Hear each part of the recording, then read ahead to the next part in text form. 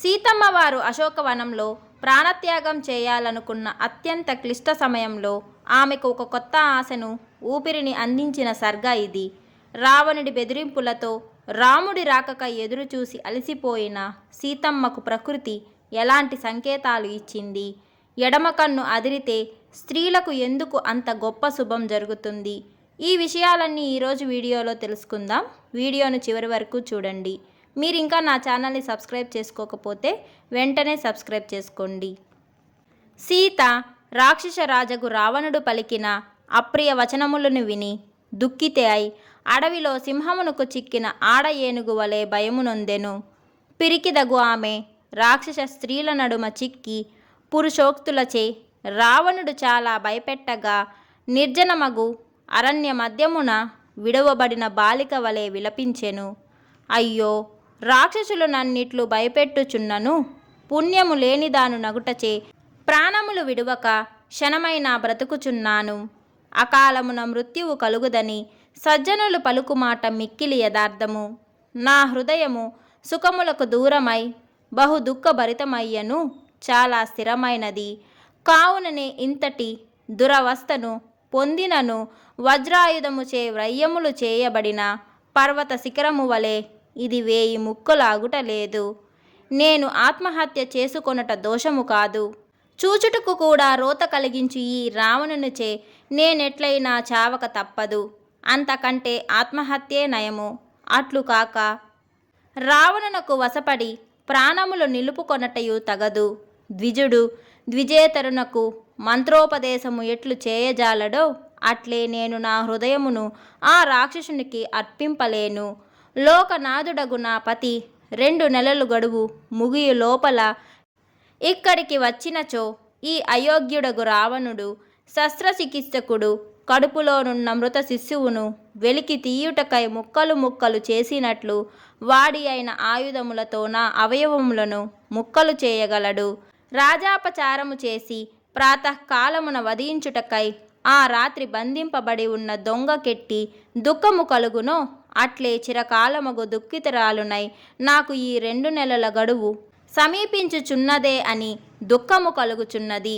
హా రామ, లక్ష్మణ, సుమిత్ర, ఓ నా తల్లి రామమాత కౌసల్యాదేవి, అల్పభాగ్యము గల నేను మహాసముద్రమున సుడిగాలికి చిక్కిన ఓడవలే ఇట్లు ఆపదలలో చిక్కుకొని ఉన్నాను. పిడుగుపాటు 2 సింహములను చంపినట్లు లేడి రూపమును ధరించిన దృష్టప్రాణి వేగవంతులగు ఆ రాజకుమారులు ఇరువురును నా కారణముగా వధించి ఉండును. నిశ్చయముగా ఆ యముడే లేడి రూపు దాల్చి అల్పభాగ్యము గల నన్నిప్పుడు లోబపెట్టినాడు. కావుననే నేనిప్పుడు తెలివిలేక రామ లక్ష్మణులను పంపితిని.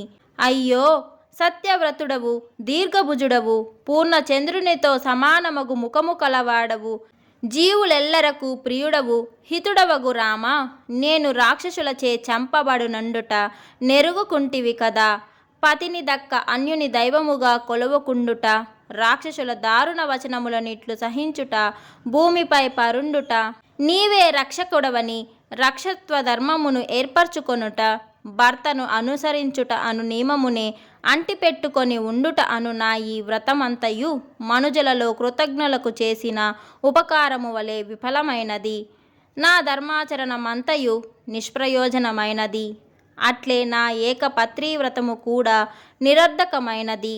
కావుననే నేను నిన్ను గానకున్నను కృషించి కలతప్పి నీవు చెంతలేక నిన్ను కలుసుకొనగలనను ఆశనైనా లేనిదాననగుచున్నాను. వనవాస రూపమగు తండ్రి ఆజ్ఞను నియమముతో పాలించి వన్యవృత్తి వ్రతమును యథావిధిగా నిర్వహించి అడవు నుండి మరలి వచ్చి సకల పురుషార్థములు సాధించి వనవాస భయము తొలగిపోగా నేను మరణించుటచే మరల పలువురు వెడద కన్నుల స్త్రీలను పెండ్లి ఆడి వారితో నీవు క్రీడించెదవు. రామ, నీ యందనురాగము కలదాననగు నేను ఆత్మ వినాశము కొరకే నీ యందు మనసు నిలిపి ఉపవాస నియమములను ఆచరించినాను. అయ్యో, తుదకు అల్ప భాగ్యవతినైన ప్రాణములు విడుచుచున్నాను. ఇట్లు అల్ప భాగ్యవతినై శీఘ్రమే విషము తాగి లేదా వాడి అయిన ఆయుధమును ఉపయోగించి ఆత్మహత్య చేసుకొనెదను. కానీ ఈ రాక్షసుని ఇంటిలో నాకు విషమిచ్చువారు గాని ఆయుధమిచ్చువారు గాని లేకున్నారు అని ఇట్లు సీతాదేవి పలు విధములుగా విలపించి పరిపూర్ణ భావముతో రామున్నే తలంచుచు భయముతో వణుకుచు నోరెండగా పూచిన ఆ సింసుపా వృక్షము కడకు వచ్చెను. ఆ సీత అట్లు శోకపీడితి అయి పలు విధములుగా చింతించి తన జడను పట్టుకొని నేనీ జడను మెడకు ఉరిపోసుకొని యముని చెంత కేగెదనని తలంచెను. కోమలమైన సకలావయములు గల సీత అట్లు తలపోసి ఆ సింసుపా వృక్షము కొమ్మను గట్టిగా పట్టుకొని నిలచెను. ఇట్లు రాముణ్ణి లక్ష్మణుణ్ణి తన వంశమును తలుచుకొనుచున్న ఆ శుభాంగియగు సీతకు శుభసూచకములు లోక ప్రసిద్ధములు పూర్వము సత్ఫలమునిచ్చినటివి అగు శకునములు కాననయ్యెను.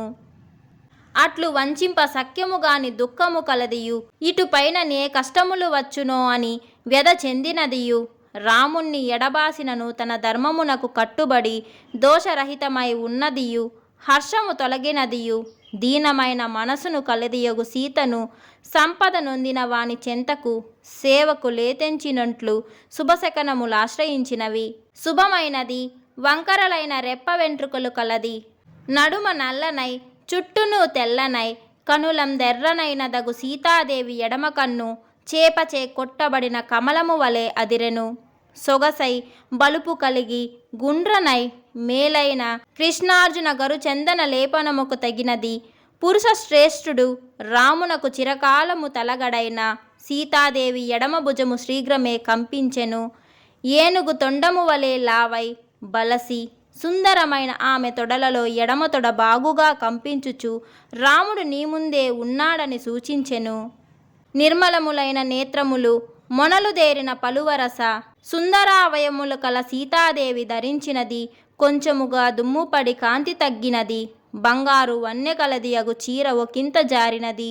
పూర్వమే సత్ఫలము నిచ్చినవిగా అనుభవముచే నిర్ణయింపబడిన ఈ పూర్వోక్త శకునముల చేతను ఇంకను మరికొన్నింటి చేతను రామ సమాగమము ఊహించినదై సీతాదేవి పెనుగాలి ఎండల తాకిడికి ఎండి గుర్తుపట్టరాని విత్తనము వర్షము పడుట తోడను మొలకెత్తినట్లు ఆనందించెను. దొండ పండువలే ఎర్రని పెదవి కలది సుందరములగు నేత్రములు కనుబొమ్మలు ముంగురులు కలది వంకరలైన కనురెప్పలు కలది మిక్కిలి తెల్లని దంతములు కలది అగు సీతమోము రాహువు నోటి నుండి విడవబడిన చంద్రుని వలె ప్రకాశించెను. పూజ్యురాలగు సీత ఆ శుభశకునములచే శోకము తొలగి మాంద్యము వీడి తాపముడిగి ఆనందము వలన మనోవికాసము నొంది శుక్లపక్షపు చంద్రునిచే రాత్రి ప్రకాశించినట్లు శోభిల్లెను. ఇట్లు వాల్మీకి మహర్షి రచించిన శ్రీమద్ రామాయణమున సుందరకాండమున 28, 29వ సర్గము. జై శ్రీరామ్. మరిన్ని ఆధ్యాత్మిక వీడియోల కోసం నా ఛానల్ని సబ్స్క్రైబ్ చేసుకోండి. ఈ వీడియో మీకు నచ్చినట్లయితే తప్పకుండా లైక్ చేయండి. మీ అభిప్రాయాలని కామెంట్ సెక్షన్లో నాతో పాటు షేర్ చేసుకోండి.